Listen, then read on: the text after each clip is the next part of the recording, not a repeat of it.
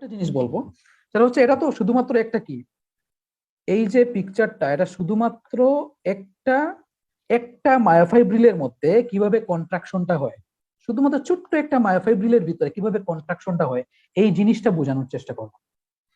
কিন্তু এই যখন একটা মায়োফাইব্রিলের মধ্যে বা অনেকগুলা মায়োফাইব্রিলের মধ্যে কন্ট্রাকশন হবে, এই মায়োফাইব্রিল গুলা, এটা হচ্ছে কি, এটা হচ্ছে একটা মাসল ফাইবার।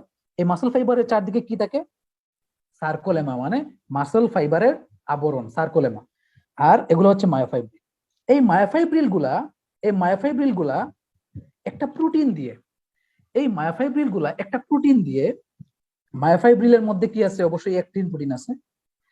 মায়োফাইব্রিলের মধ্যে যে অ্যাক্টিন প্রোটিন, মায়োফাইব্রিলের মধ্যে যে অ্যাক্টিন প্রোটিন আছে, এই অ্যাক্টিন প্রোটিনটা আরো একটা প্রোটিন দিয়ে সার্কুলেমার সাথে যুক্ত থাকে। তাহলে আমি নর্মালি যদি বলি আমি আঁকার চেষ্টা করি, এই ফুল জায়গাটা হচ্ছে আমার একটা কি, মায়োফাইব্রিল। এই পুরো জায়গাটা হচ্ছে কি, আমার একটা মায়োফাইব্রিল। ও মায়োফাইব্রিলের একদম উপরের যে আবরণটা, এটার নাম হচ্ছে কি মায়োফাইব্রিলের আবরণ, এটা হচ্ছে সার্কোলেমা। কি? সার্কোলেমা।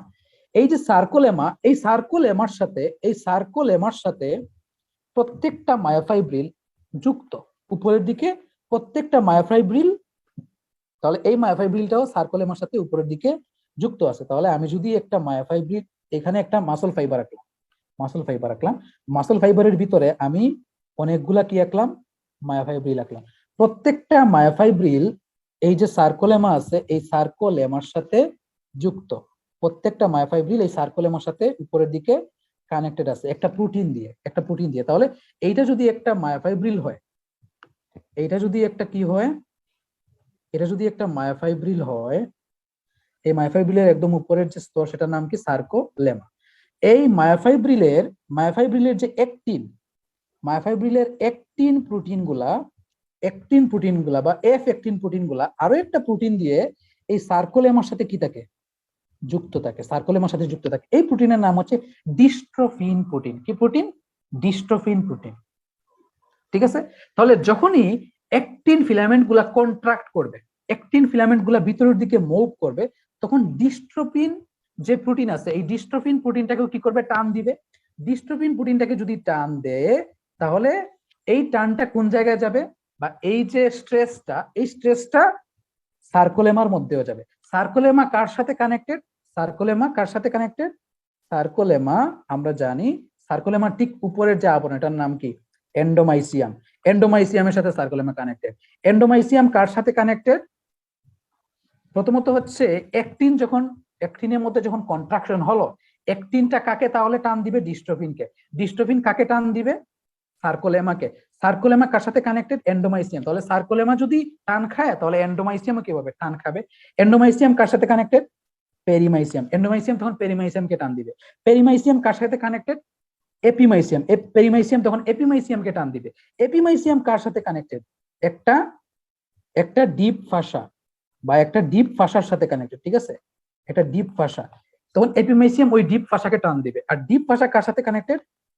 টেন্ডনের সাথে কানেক্টেড, তখন ডিপ ফাসাটা টেন্ডনটাকে টান দিবে। আর টেন্ডনটা কার সাথে কানেক্টেড?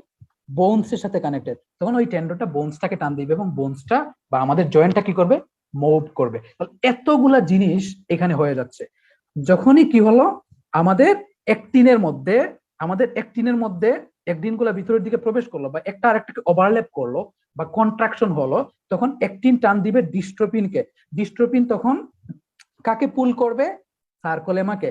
সার্কোলেমা একটা কমপ্লেক্সের মাধ্যমে, একটা প্রোটিন কমপ্লেক্সের মাধ্যমে এক্সট্রাসেলুলার ম্যাট্রিক্স বা এন্ডোমাইসিয়ামের সাথে যুক্ত। তখন সার্কোলেমা পুল করবে এন্ডোমাইসিয়ামকে, এন্ডোমাইসিয়াম পুল করবে পেরিমাইসিয়ামকে, পেরিমাইসিয়াম পুল করবে এপিমাইসিয়ামকে, এপিমাইসিয়াম পুল করবে একটা ডিপ ফাসা বা ডিপ শীথকে, এই ডিপ শীথ পুল করবে টেন্ডনকে এবং টেন্ডন পুল করবে বোনসকে। এভাবেই হচ্ছে আমাদের মুভমেন্ট হবে বা কন্ট্রাকশনটা হবে। ঠিক আছে? এখন একটা জিনিস আসি, এই যে ডিস্ট্রোপিন প্রোটিন, এই ডিস্ট্রোপিন প্রোটিনটা অনেকের দেখা যায় জেনেটিক্যালি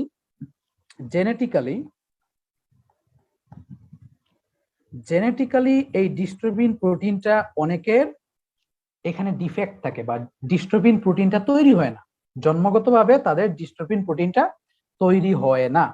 সেক্ষেত্রে কি হয়? সেক্ষেত্রে অ্যাক্টিন ফিলামেন্ট যদি কন্ট্রাকশনও করে, এই অ্যাক্টিন ফিলামেন্টটা ডিস্ট্রোপিন প্রোটিন যেটা আছে, এই ডিস্ট্রোপিন প্রোটিনকে কি করতে পারে না, পুল করতে পারে না বা টান দিতে পারে না, যার ফলে সার্কোলেমার মধ্যেও কোনো ধরনের পুলিং করতে পারে না বা টান দিতে পারে না, যার ফলে কন্ট্রাকশন ভালোভাবে হয় না। সেটা কিসের জন্য? জন্মগতভাবে ডিস্ট্রোপিন প্রোটিনের মধ্যে যদি কোনো ডিফেক্ট থাকে, থেকে থাকে।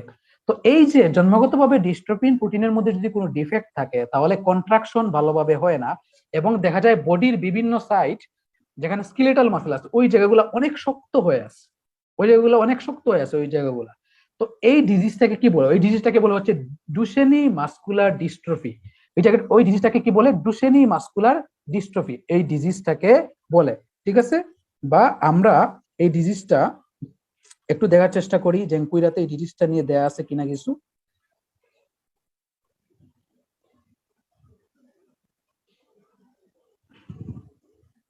আচ্ছা,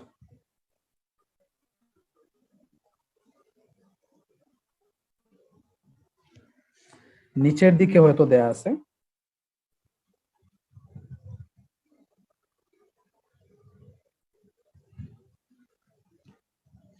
এখানে আপনারা একটু দেখার চেষ্টা করেন, এই যে ডিস্ট্রোপিন যে প্রোটিন যেটা আছে, এই ডিস্ট্রোপিন প্রোটিনটা যদি ফাংশনাল না হয় মানে কাজ না করে, তাহলে যে ডিজিজটা হয় ডুশেনি মাস্কুলার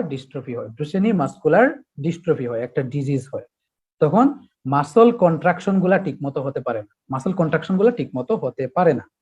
আচ্ছা, আরো একটা ডিজিজ নিয়ে ডিসকাশন করি, সেই ডিজিজটার নাম হচ্ছে মায়োস্থেনিয়া গ্রেভিস।